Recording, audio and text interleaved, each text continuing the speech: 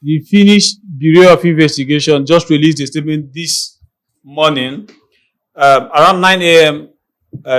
Finnish time and 11 a.m. Nigerian time, that 5 persons have been actually, they were under investigation, but 1 person will be remanded for actually extortion with an intention of financing terrorism, and the other 4 other persons just strictly on terrorism financing. Yes. Actually, at the point we are filing this report, they are still trying to get a court. I think court order. They're trying to file the matter to court.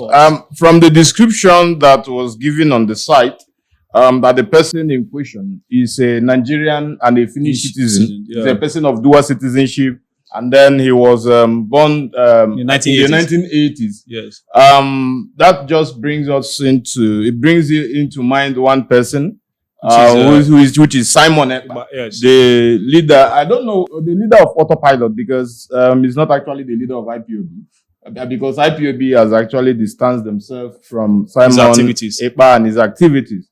Now, the charges against him is public extortion of funds, as you've said, and then with the intent to use it for terrorism. And then they went down further to state the destabilization of southeastern Nigeria and then some other crimes to the authorities and civilians in the southeast. Of course. We must make it very clear that the investigation never mentioned any person's name, but from the descriptions on the website, you can just infer that the person they are referring to is Simon Ekpa, because Simon Ekpa was born in 1985.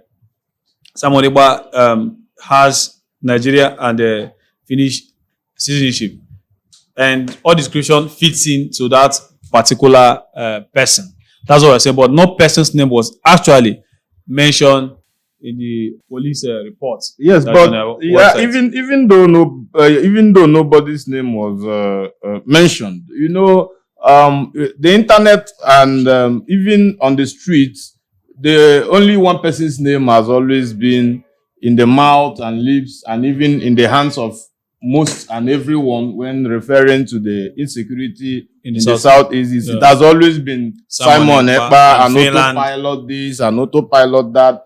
And a lot of people have been writing to the Finnish government to do something about it, because over time it seemed like he was under the protection of the Finnish government, even though he has the right to be protected because he's a Finnish citizen. Yeah. All right. And then I just pray that the Bing, he calls his own branch Bing, and then autopilot, that the organization which he runs, they find a way to defend the charges that will be brought up against him. Or in court. And that will bring somebody to what will happen next after this. If actually he's found, we're just hypothetically saying if he's found guilty, what happens next? Well, if Simon Ekpa is the terrorist or is involved in the case they claim that he is involved in, then we know how terrorist organization works.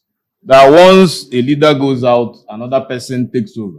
I wouldn't want to link this to Nnamdi Kanu, who was in cell, because Nnamdi Kanu was a different species of freedom fighter. You know, the saying, someone else's freedom fighter is another man's terrorist, you know. But we the people of at least a greater percentage of Ndibo knows that that Nnamdi Kanu wasn't a terrorist. He was an ideologist. He was more ideological in his argument about Biafra, except in few occasions where he had to form ESN to defend Ndibo against the marauding Fulani headsmen. And some people actually blame him for what is going on. They say yes, actually they will blame him, because the formation of ESN by Nnamdi Kanu at the time was born out of necessity.